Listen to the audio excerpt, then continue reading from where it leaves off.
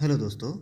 हम लोग पढ़ रहे हैं प्रतिशत, जिसमें हम लोग नंबर 1 से लेकर के नंबर 6 तक ख़त्म कर दिए हैं। ठीक है। और आज हम लोग पढ़ने वाले हैं नंबर 7, 8 और इसको अच्छे से समझेंगे। और साथ ही नंबर 9 भी हम लोग देखेंगे। ठीक है। जिसमें प्रतिशत परिवर्तन में त्रुटि के बारे में हम लोग जानेंगे। ठीक है। तो आगे बढ़ते हैं और नंबर 7 को स्टार्ट करते हैं कि बाद का प्रतिशत कैसे निकालते हैं। तो देखिए, यहाँ पे हम लोग देख रहे हैं कि बाद का प्रतिशत कैसे निकालते हैं। बाद का प्रतिशत निकालना हम लोग सीखेंगे। ओके, तो इसका परिभाषा पढ़ लेते हैं फटाफट। ओके, तो परिभाषा देख लेते हैं। परिभाषा है कि बाद का प्रतिशत निकालने का नियम मूल रूप से अनुपात और प्रतिशत की गणना पर आधारित होता है। इसका उपयोग यह जानने के लिए किया जाता है कि कोई संख्या पहले की तुलना में कितने प्रतिशत हुई है। हुई है का मतलब बढ़ी हुई है या घटी हुई है। ठीक है। लाभ है कि हानि है, कितना परसेंट बढ़ा है, कितना परसेंट घटा है, हम बाद का प्रतिशत निकालने के नियम से जानते हैं। ठीक है। तो नियम देख लेते हैं इसके। नियम, फर्स्ट नियम है इसका, बाद की संख्या को पहले की संख्या से भाग करें। दूसरा है परिणाम को 100 से गुणा करें। ये स्टेप है इसको हल करने का। ठीक है। तो पहले हम बाद की संख्या को पहले की संख्या से भाग देंगे, फिर परिणाम को 100 से गुणा करेंगे ताकि हमारा परसेंटेज निकल जाए। ये 100 से मल्टीप्लाई क्यों करा रहे हैं? क्योंकि हमको क्या लेना है, परसेंटेज में देखना है उस वैल्यू को कितना परसेंट है। चलिए शुरू करते हैं। तो इसको जानने के लिए हमें क्या चाहिए कि इसके कुछ फार्मूले भी होते होंगे, है ना, कुछ सूत्र हैं। उसको हम समझेंगे कि किससे कैसे क्या करना है। तो सिंपली यहाँ पर ही लिख दिया है कि बाद की संख्या को पहले की संख्या से भाग देना है। तो हम सिंपल इसका मतलब ये समझ रहे हैं कि बाद, सॉरी, के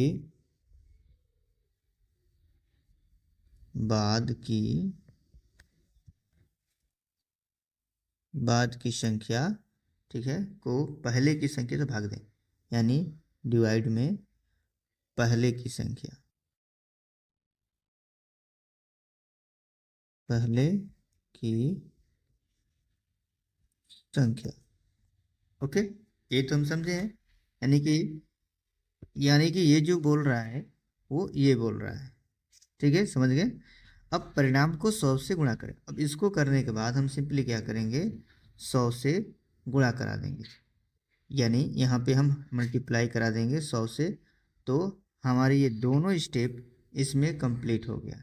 ठीक है, इसलिए ओके, तो इसमें हमारा दोनों स्टेप क्या हो गया, कंप्लीट हो गया। ठीक है, इसमें कोई डाउट नहीं होना चाहिए। गुड। ओके, अब हम देखेंगे कुछ उदाहरण इसके और क्या क्या चीज़ें हो सकती है। लेकिन कुछ चीज़ें हैं जो आपको मैं बताना चाहूँगा। जैसे जैसे कि लिखा है कि अगर, फर्स्ट वाला चेक कर रहे हैं, अगर अगर परिणाम 100% से अधिक आता है तो वृद्धि हुई। क्या हुआ? वृद्धि हुई, इंक्रीज हुई। ठीक है। अगर मैं बात करूं, अगर परिणाम 100% से कम आता है तो गिरावट हुई। ठीक है, यानी कि डिक्रीज हुआ। फर्स्ट हम लोगों ने देखा कि अगर परिणाम 100% से अधिक आता है तो वृद्धि क्या हो गया, यानी कि वृद्धि हुआ, इंक्रीमेंट हुआ। तो मतलब कि वो क्या होगी, वो बढ़ी होगी। बढ़ने का मतलब क्या है कि वो ऊपर की तरफ जाएगा। ठीक है, तो उसको इंक्रीमेंट या वृद्धि उसमें बोलेंगे कि हुई है। ठीक है। और अगर मान लो कि परिणाम 100% से कम आता है तो वो डिक्रीज हुआ, यानी गिरावट हुआ, तो वो उसका सिंबल कुछ ऐसे होगा। ठीक है। अगर परिणाम ठीक 100% आता है तो कोई बदलाव नहीं हुआ है। इसका मतलब कि कोई बदलाव नहीं होगा, नो चेंज। ठीक है। ओके, एक उदाहरण है यहाँ पे, इसको सॉल्व करके थोड़ा सा और अच्छे से समझेंगे। अगर पहले कोई संख्या दी गई है, यानी कि पहले संख्या क्या है 200 थी और बाद में कितनी हुई 250 हो गई, तो प्रतिशत परिवर्तन कितना हुआ ये बताना है। ठीक है, तो हमारा सिंपल सूत्र क्या है, हमारा बाद की संख्या बटा में पहले की संख्या। तो बाद की संख्या क्या है, बाद में बढ़कर 250 हो गई, तो बाद की संख्या कितनी हुई 250। तो यहाँ पे लिखेंगे 250 और पहले की संख्या कितनी है 200। ठीक है, तो हमें प्रतिशत बताना है तो इसमें मल्टीप्लाई कराएंगे 100 से। ठीक है, यहाँ पर देखो 2 जीरो से 2 जीरो काट दे रहे हैं, तो हमारे पास बचेगा 250/2 इक्वल टू, ठीक है, कितना बचेगा, तो ये हो जाएगा 125%। इसका मतलब क्या हुआ, ठीक है, ये भी देख लेते हैं कि इसका मतलब क्या हुआ। इसका मतलब हुआ कि 25% की क्या हुई है, बढ़ोतरी हुई है, यानी कि बढ़ा गया है। यानी कि हमारा फर्स्ट वाला ये जो समझ रहे थे 100% से अधिक आता है तो वृद्धि हुई, यानी कि 25% की वृद्धि, यानी 100% से अधिक जितना आएगा वो हमारा परसेंटेज होगा 25%, 20%। हाँ, यानी कि सिंपल भी आप बोल सकते हैं कि मैं पूछ सकता हूँ कि 100 में कितना परसेंट ये अधिक है, तो 100 से ये 25% क्या है, अधिक है। ठीक है, यानी 100 में हमने 25 जोड़ा तो 125 हो गया, तो ये हमारा 25% क्या हुआ, वृद्धि हुआ है। ओके, ये हम कर सकते हैं, या बढ़ी हुई है। अगर संख्या घटकर 150 हो जाए, ठीक है, तो क्या करेंगे, उस कंडीशन में भी देख लेते हैं। इसको मैं इरेज कर दे रहा हूँ। अगर संख्या क्या हो गई हो 150, ठीक है, 150 और पहले की संख्या कितनी है 200, इसमें मल्टीप्लाई करा दो 100 से, 20 से 20 काट दो, फिर ये कितनी आ जाएगी 150 और 2 7, ठीक है, 7 दूना का 14, यानी कि यहाँ बचेगा 10 और 2 5 10, ठीक है, तो ये कितना हो गया 75%। इसका मतलब क्या हुआ कि इसमें कितने की गिरावट हुई है, 100 से कितना कम है, तो 100 से 25% कम है, तो हम बोल सकते हैं कि 25% की क्या हुई है, गिरावट, गिरावट हुई। ठीक है, बोल सकते हैं, सिंपल है। तो इसमें आप लोगों को कोई दिक्कत नहीं होना चाहिए। ये डिपेंड करता है कि 100% से कितना कम है और कितना ज़्यादा है। ठीक है, तो 100 से कितना ज़्यादा है, 1 ज़्यादा है, 2 ज़्यादा है, 25 ज़्यादा है, तो 100 से जितना ज़्यादा होगा हम उसको परसेंटेज मिलेंगे। 100% को जो रहेगा उससे अगर कोई संख्या ज़्यादा है तो कितना ज़्यादा है, 100 से 5 ज़्यादा है कि 6 ज़्यादा है, तो कितना भी ज़्यादा हो तो हम उसको परसेंटेज मिलेंगे। ठीक है, यानी कि 25%, इसमें देखो 75% क्या है कि 100 से कम हुआ, तो 100 से कितना कम हुआ 25, तो हमने क्या किया 25% की गिरावट हुई है। ठीक है, गुड, आगे चलते हैं। ओके, अब इतना चीज़ देख लिए हैं, अब इसके कुछ और भी चीज़ें देखेंगे। प्रतिशत की तुलना देखेंगे, प्रतिशत की तुलना, इसके कुछ परिभाषाओं को देख लेते हैं। तो इसमें लिखा है कि प्रतिशत की तुलना करने के लिए कुछ बेसिक नियम होते हैं जिनका उपयोग यह समझने के लिए किया जाता है कि कौन सा प्रतिशत बड़ा है, कौन सा छोटा है और किस में वृद्धि या गिरावट हुई है। ठीक है, तो हम प्रतिशत की तुलना करके ये चीज़ों को जानते हैं या जान सकते हैं। पहला है सामान्य तुलना का नियम। ठीक है, वो नियम क्या कहता है कि यदि 2% दिए गए हो तो जिस संख्या का प्रतिशत अधिक होगा वो बड़ा होगा। अगर आपको 2% दे दिया जाए, 2% अलग अलग, जैसे कि मान लो कि मैंने कहा यहाँ पे कि ये 75% है और ये है और 25% दे दिया गया। ठीक है, मैं आपसे बोलूँगा कि इसमें बड़ा कौन है, तो आप सिंपली बता सकते हैं कि बड़ा हमारा 75% है। ये इजीली है, इजी बता सकते हैं, कोई दिक्कत नहीं है। अगर 3-4% दे दिए जाए आपको तब भी आप बता सकते हैं कि इसमें बड़ा कौन है, सिंपल देख के बता सकते हैं। बट दूसरा देखो क्या बोल रहा है, बता रहा है कि यहाँ पे प्रतिशत को समान आधार पर लाकर तुलना करना। कैसे करना? प्रतिशत को समान आधार पर लाकर तुलना करना। इसका मतलब क्या है कि जब मूल संख्या अलग अलग हो तो पहले प्रतिशत को वास्तविक संख्या में बदले, फिर तुलना करें, यानी कि फिर उसके बाद कंपेयर करो कि कौन छोटा है कौन बड़ा है, लेकिन पहले आपको वास्तविक संख्या में लेकर आना है। ठीक है, तो आइए इस पर भी कुछ चीज़ें देख लेते हैं। तो मान लो कि यहाँ पर दे दिया जाए, ठीक है, यहाँ पे मैं बता रहा हूँ, एक दे दिया गया है 50% और ये दे दिया गया है का, या फिर का 200, ठीक है, 50% का 200, ठीक है, ऐसे दो संख्या। इसमें लिखा है ना कि जब मूल संख्या अलग अलग हो तो पहले प्रतिशत को वास्तविक संख्या में बदले और फिर तुलना करें, यानी इसको हम जो परसेंटेज में दिया है इसको वास्तविक संख्या में बदलेंगे इस तरीके से। तो कैसे बदलेंगे चलिए देखते हैं। ओके, तो इसको बदलेंगे पहले हम, तो ये हो जाएगा 50/100, इसको काटा दो तो ये हो जाएगा 5/10, फिर से इसको काट दो 1/5, सॉरी 1/2, 1/2। अब इसमें क्या करें, ये जो 200 है ना इसमें मल्टीप्लाई करा दो तो ये हो जाएगा 200। अब ये देखो 200 का मतलब क्या है, 200 बटा में 2, 2 एकम में 2, ठीक है, एक से एक कट, 2 से 2 कट जाएगा तो एक बचेगा, यानी 100 हो गया। ठीक है, तो ये क्या हुआ 100, ठीक है, तो ये परसेंटेज में नहीं बदल रहे हैं, इसको वास्तविक संख्या में बदल दिए हैं। ठीक है, तो ये हो गया 100, ठीक। और एक और संख्या है, वो कौन सी संख्या होगी, वो संख्या है 40 का 300, ठीक है। तो पहले हम 40 को चेंज करेंगे, 40% को सामान्य में लेकर आएंगे वास्तविक संख्या में, तो ये हो जाएगा कितना 40/100, एक जीरो से एक जीरो कटेगा, बचेगा हमारे पास 4/10। अभी इसको चेंज कर दो तो हो जाएगा हमारा 2 दूना का 4 और 5 दूनी के 10, फिर इसमें गुणा कर दो 300 से, तो ये हो जाएगा कितना 300 से गुणा किया तो हो जाएगा 3 दूनी 6, तो ये हो जाएगा 600 और बटा में 5, ठीक है। ओके, तो ये हो गया 600, तो ये कितना हो जाएगा हमारा, बचेगा कितना 100, 20 बचे 100, ठीक है, तो ये हो जाएगा हमारा कितना 120।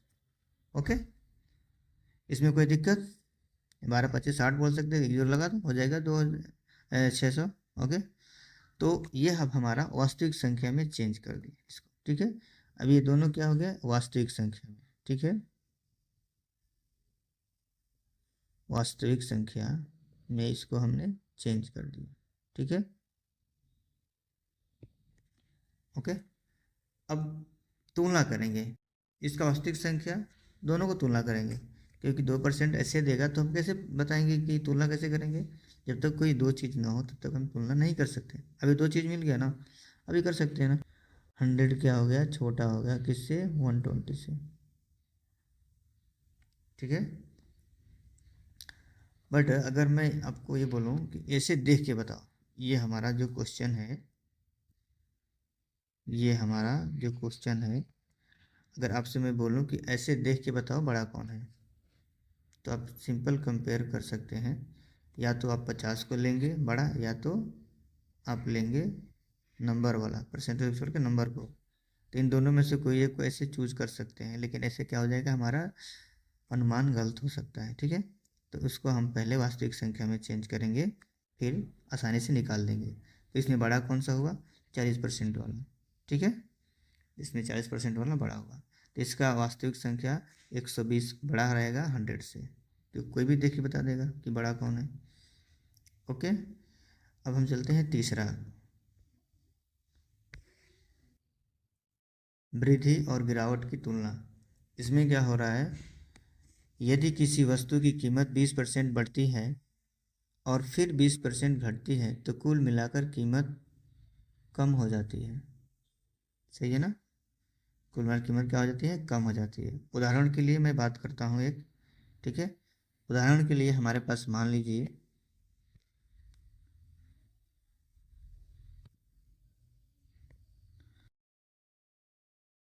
उदाहरण के लिए हमारे पास है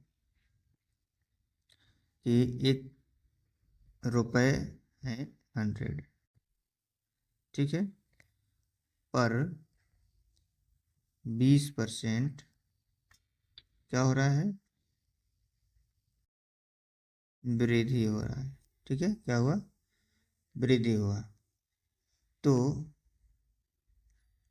वृद्धि हुआ तो इसका मतलब क्या हुआ, ठीक है, इसका मतलब क्या हुआ, तो अगर 20% की वृद्धि हुआ तो 120 रुपये, 120 रुपये हुआ, ठीक है। देखिए कैसे 120 रुपये हुआ। जैसे मान लो कि 100 रुपये है और उस पर कितना हुआ, 20% का वृद्धि हुआ, तो पर का यहाँ पे अब लिख दो 20% बटा में 100, ठीक है। तो यहाँ से और यहाँ कट कर देंगे तो बचेगा कितना, केवल हमको 20 बचेगा। तो 100 प्लस कितना पहले था 100, इसका मतलब कितना हुआ 120, ठीक है। तो ऐसे हम कर सकते हैं, 120 रुपये का वृद्धि हो गया। ओके, अब इसको हटा देते हैं। ओके, उसी तरीके से फिर क्या हुआ, इसी के ऊपर क्वेश्चन में आ सकता है कि 20% 100 रुपये के सामान पर 20% की वृद्धि हुआ, फिर से 20% की कमी हुई, तो बताओ कितने परसेंट का नुकसान या फायदा हुआ। सही है, हो सकता है ना, उसी चीज़ को समझिए इसको, ठीक है। तो यहाँ पर लिख रहा है कि फिर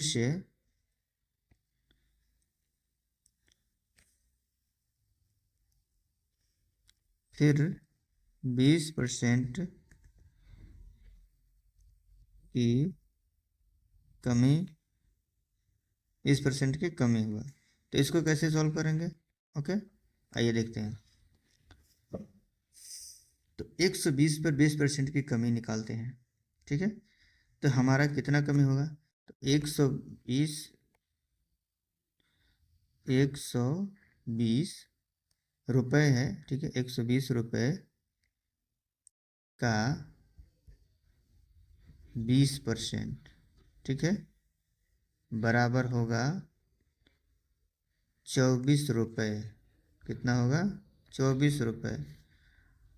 ओके, तो ये 24 रुपये जो घटा है वो कैसे मालूम चलेगा हमको, ठीक है। आइए उसको भी समझा देते हैं, ठीक है, कोई दिक्कत नहीं है, मैं बता रहा हूँ। देखिए, ये जो 120 का 20% कितना होगा पूछेगा ना, तो आपको बताना पड़ेगा।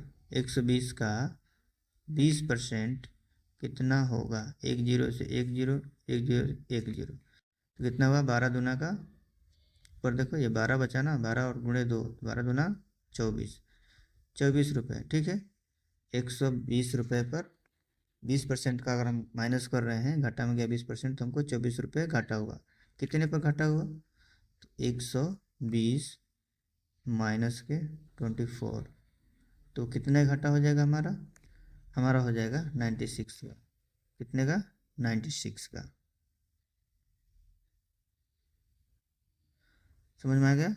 96 रुपये में मतलब कि जो बचा है, घाटा हुआ है हमारा कितना, 20% का। तो इसका मतलब क्या हुआ कि 96 रुपये, जो 120 का सामान था वो 96 रुपये में मैंने बेच दिया, तो हमको घाटा हो गया, कितना हुआ, 24 रुपये का, ठीक है। ओके, अब इसको परसेंटेज में बताना है कि कितने परसेंट नुकसान हुआ, ठीक है। तो कैसे मालूम चलेगा भाई, देखिए जो हम सामान लिए थे वो 100 रुपये का था, ठीक है। जो सामान लिए थे वो कितने का था, 100 रुपये पर 20% की हमको वृद्धि हो गया। 100 रुपये का सामान हम खरीदे हैं, ध्यान से समझिएगा। 100 रुपये का सामान जो खरीदे थे उस पर 20% की वृद्धि हुई, तो वो 120 रुपये का हो गया। यानी लागत मूल्य हमारा कितना है, 100 रुपये लगा है, याद रखिएगा इस बात को, ठीक है। तो ये हमारा हो गया, 20% की वृद्धि हुई।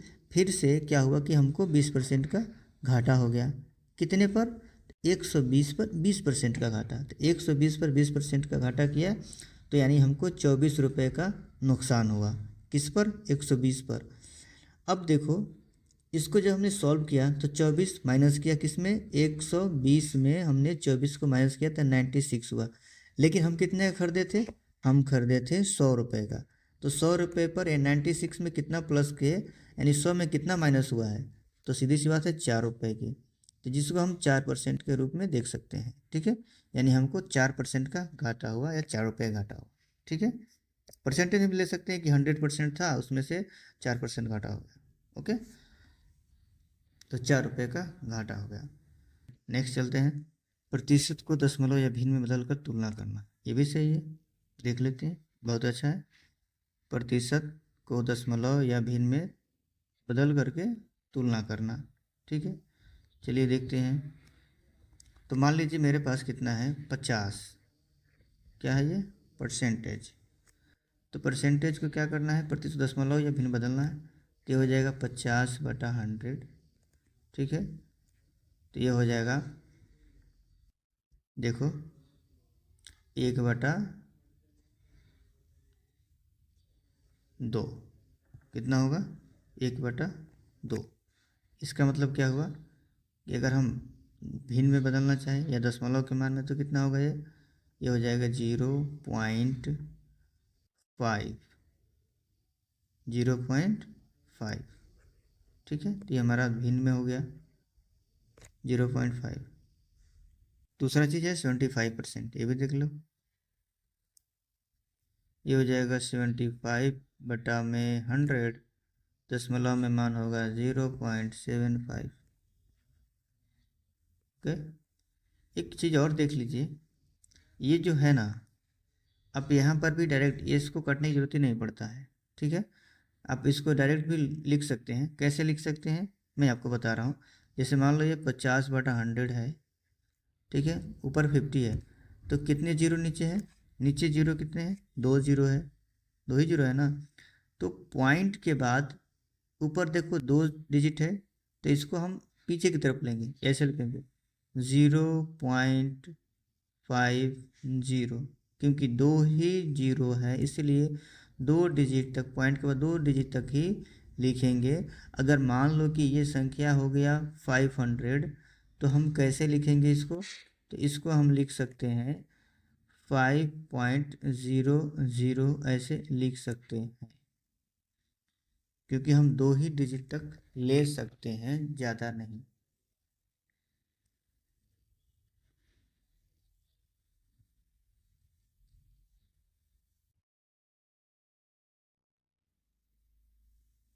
ठीक है, तो ऐसे भी आप सॉल्व कर सकते हैं।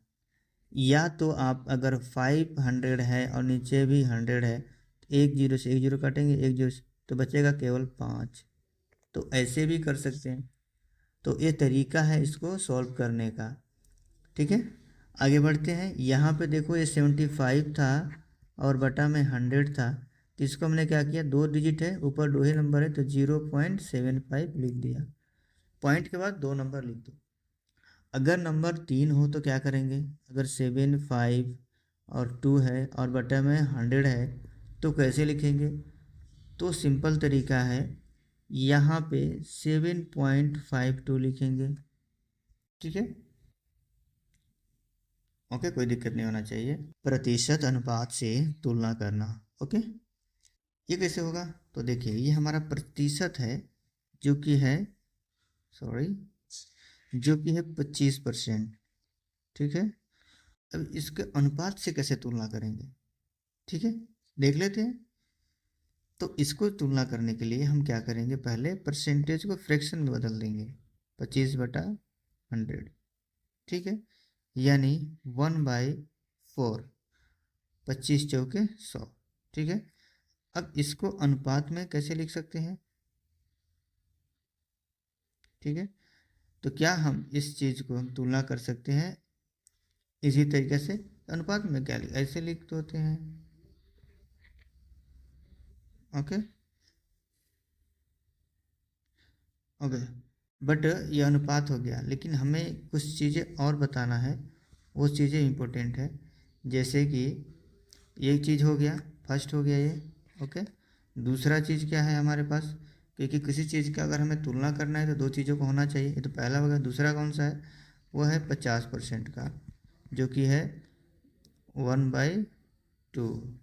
ठीक है, 50% क्या है, 1/2 लगभग बराबर है। ठीक है, अभी इन दोनों में मैं बोलूँगा कि बराबर कौन है, तो बताएंगे आप कौन है, कमेंट करके जरूर बताएं। तो इन दोनों में बड़ा कौन सा होगा, सबसे बड़ी भिन्न जो रहेगी वही बड़ा रहेगा। तो बड़ी भिन्न क्या है इसमें, बड़ी भिन्न कौन सी है इसमें, देखो ये बराबर कितने का है, तो ये बराबर है 0.50 के बराबर है, और ये बराबर है कितने का, तो ये बराबर है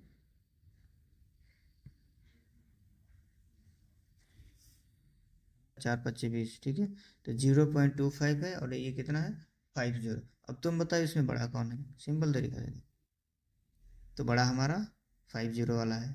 ठीक है, और ये छोटा है, तो 1/2 हमारा बड़ा रहेगा। ओके, किसी को कोई डाउट हो तो पूछ सकते हो। इसको हम कैसे, इसका निष्कर्ष क्या निकल रहा है, देखिए यहाँ पे सबसे पहले चीज़ सीधे प्रतिशत तुलना करें। ठीक है, फिर से क्या करें कि अगर मूल संख्या अलग है तो वास्तविक मान को निकालें, जैसे कि मैं बताया। वृद्धि और गिरावट पर ध्यान दें, कितना वृद्धि हो रहा है कितना गिर रहा है, दशमलव या अनुपात में बदलकर तुलना करें। ठीक है, ये हमने 4 चीज़ों को यहाँ पे सीख लिया। नेक्स्ट चलते हैं, नेक्स्ट हमारा है त्रुटि प्रतिशत। त्रुटि प्रतिशत क्या होता है, त्रुटि प्रतिशत का मतलब होता है कि किसी माप में हुई गलती को प्रतिशत में कैसे लिखा जाए। ठीक है, त्रुटि प्रतिशत का मतलब होता है कि किसी माप, मान लीजिए किसी चीज़ को आपने मेजर किया, ठीक है, और वो मेजर करने के टाइम में गलती कर दी है, तो उस गलती को हम त्रुटि परसेंटेज के कैसे शो करेंगे, यानी उस गलती को हमें परसेंटेज बताना है, कितने परसेंट गलती हो बताओ। जैसे मान लो मैंने कहा मेरे को मालूम है कि ये 100% है, आपने गए उसको मापने में आपने 2% की गलती कर दी, तो उस चीज़ को आपको कैलकुलेट करके लाना है। जैसे मैं मान लो कि एग्जाम्पल के साथ समझाता हूँ कि इसका नियम कैसे कैसे काम करता है। देखिए, जैसे एक एग्जाम्पल के थ्रू बताएंगे, पहले कुछ सूत्र है उसको बता देते हैं। त्रुटि का प्रतिशत निकालने के कुछ नियम है। पहला नियम क्या है कि पूर्ण त्रुटि यानी टोटल एरर निकालना है, ये परसेंटेज नहीं है, अभी टोटल बता रहे हैं आपको। ठीक है, तो उसके लिए क्या होता है, नोट कर लीजिए। पहला है पूर्ण त्रुटि,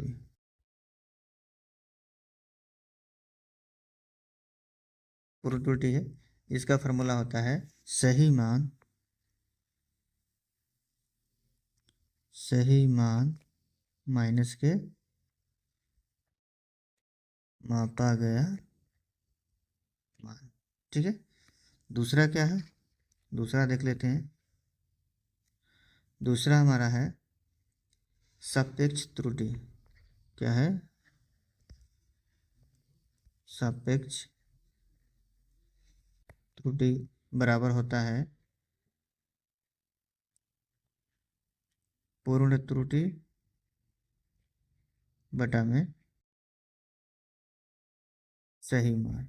ठीक है, और तीसरा हमारा क्या रहेगा, तीसरा हमारा होता है कि त्रुटि प्रतिशत। क्या होता है, त्रुटि प्रतिशत, त्रुटि प्रतिशत बराबर होता है पूर्ण त्रुटि बटा में सही मान इंटू 100, क्योंकि यहाँ पे परसेंटेज की बात हो रही है। ओके, तो स्टेप बाय स्टेप देखते हैं, एक एक उदाहरण लेकर के इसी के थ्रू लगाएंगे। ओके, सबसे पहला है कि अगर सही लंबाई 50 सेंटी है तो आपने 48 सेंटी माप किया, तो कितने परसेंट आपने गलती की, यानी कितने प्रतिशत त्रुटि निकाली, त्रुटि आपका हुआ है, नहीं गलती हुआ है। ओके, तो कैसे मालूम करेगा? तो सही मान कितना है? 50। तो हम सही मान लिखेंगे 50 माइनस के मापा गया मान 48, यानी टोटल कितना हुआ त्रुटि आपका? 2, नॉट परसेंटेज, ओनली 2। ठीक है, तो यहाँ पे हम लिख सकते हैं सिंपली 2 सेंटी आपकी गलती होगा। ओके, अब देखो, अब इसका हमको क्या निकालना है कि सापेक्ष त्रुटि निकालना है। तो पूर्ण त्रुटि यानी कि पूर्ण त्रुटि का मतलब क्या है कि हमारा ये वाला मान, ये पूर्ण त्रुटि निकल गया, सही है। तो यहाँ पे पूर्ण त्रुटि को रखेंगे 2, और सही मान क्या था? 50, यानी 1/25, 1/25। ओके, अब इसको परसेंटेज बताना है, तो त्रुटि परसेंटेज क्या हो जाएगा कि 1/25 इंटू 100 से मल्टीप्लाई करा दो, तो ये हो जाएगा 100,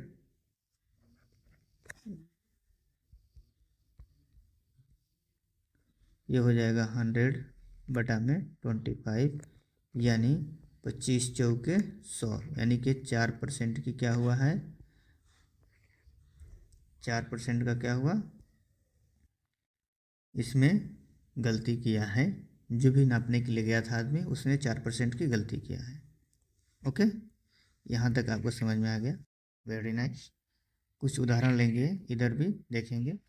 ये हमारा फर्स्ट उदाहरण था। ओके,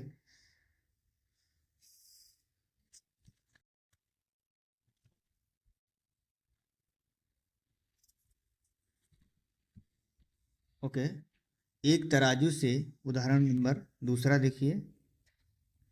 दूसरा उदाहरण है, एक तराजू से किसी वस्तु का वजन किया गया, तो 48 kg मापा गया।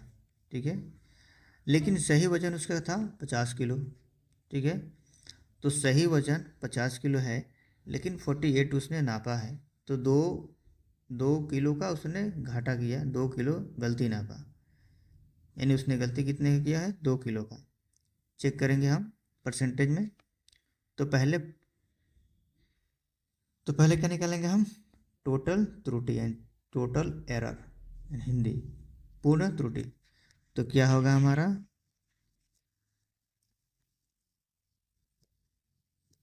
सही मान क्या था? 50 kg का, माइनस के उसने 48 kg मेजर किया। ठीक, तो कितना हमारे पास मिलेगा? 2 किलो। ये क्या हो गया? पूरी गलती, यानी पूरी त्रुटि हो गई, पूर्ण त्रुटि 2 kg का था। ओके, नेक्स्ट है हमारा सापेक्ष त्रुटि निकालेंगे। अब सापेक्ष त्रुटि निकालने की जगह पर हम सीधे त्रुटि परसेंटेज निकाल सकते हैं। ठीक है, तो निकाल सकते हैं, तो कैसे निकालेंगे? देखिए, पूर्ण त्रुटि कितनी है? 2 है, 2/में सही क्या था? 50। ठीक है, इंटू 100, 1 ओके, 5 × 2 10 हो गया, यानी कितना हो गया हमारे पास? 4%। ठीक है, 4% की उसने त्रुटि की है, गलती की है। तीसरा हमारा है, यह हमारा इलेक्ट्रिकल से जुड़ा रहेगा। जैसे एक वोल्ट मीटर है, इसमें वोल्टेज 200 वोल्ट दिखा रहा है। ठीक है, कितना दिखा रहा है? एक वोल्ट मीटर ने वोल्टेज 220 वोल्ट दिखाया। ठीक है, लेकिन असली वोल्टेज 230 था। तो इन दोनों में से माइनस करेंगे, असली में से नकली को। ठीक है, तो देखिए कितना निकल रहा है। जैसे कितना था, तो पूर्ण त्रुटि निकालेंगे। ठीक है, तो हमारा 230 था, लेकिन किसी ने उसमें दिखाया कितना है? 220। तो गलती कितने का किया है? 10 वोल्टेज का गलती किया है। कितने का? 10 वोल्टेज का। तो त्रुटि प्रतिशत निकाल सकते हैं हम, त्रुटि परसेंटेज निकाल सकते हैं। त्रुटि प्रतिशत बराबर कितना होगा? तो पूर्ण त्रुटि कितनी है? 10 है। सही वोल्टेज कितना है? 230 है, इंटू 100 है। 1 से 1 काट दो, हमारे पास कितना बचेगा? 10 में 100/23। ठीक है, तो ये कितना हो जाएगा हमारा? ये हो जाएगा 0, ये हो जाएगा हमारा 23 और 4 करेंगे तो ये हो जाएगा 4.3% का त्रुटि हुआ, 4.3 का। ठीक है, तो ऐसा गलती नहीं करना चाहिए। इसको सुधार करने के लिए हम लोग क्या करेंगे, कुछ नियम को अपनाएंगे ताकि हमें सुधार हो और आगे गलती ना हो। तो उसके लिए हम लोग क्या करेंगे, कुछ नियम जानेंगे कि इसमें त्रुटि को हम कम कैसे कर सकते हैं। ठीक है, तो भी देख लेते हैं त्रुटि को कम कैसे करें। तो पहला चीज़ है हमारा फर्स्ट, अच्छे और सटीक उपकरण इस्तेमाल करें। ठीक है, अच्छे और सटीक उपकरण इस्तेमाल करें। दूसरा हमारा रहेगा माप को 2-3 बार करें और औसत निकालें। तीसरा है मापने में ध्यान दें और सही विधि अपनाएं। तो पहला हमारा था अच्छे और सटीक उपकरण का इस्तेमाल करके मेजर करें। दूसरा हमारा है माप को एक बार नहीं नापें, कॉन्फिडेंस नहीं लाएं कि एक बार कर दिए हो गया, नहीं, उसको 2-3 बार नापें और उसका औसत भी निकालें। ठीक है, तीसरा हमारा है मापने में ध्यान दें और सही विधि को अपनाएं। सही तरीका, सही मेथड को यूज करके तब जाके मापें। ठीक है, लेकिन ध्यान से। ठीक है, तो आशा करता हूँ आप लोगों को समझ में आया होगा।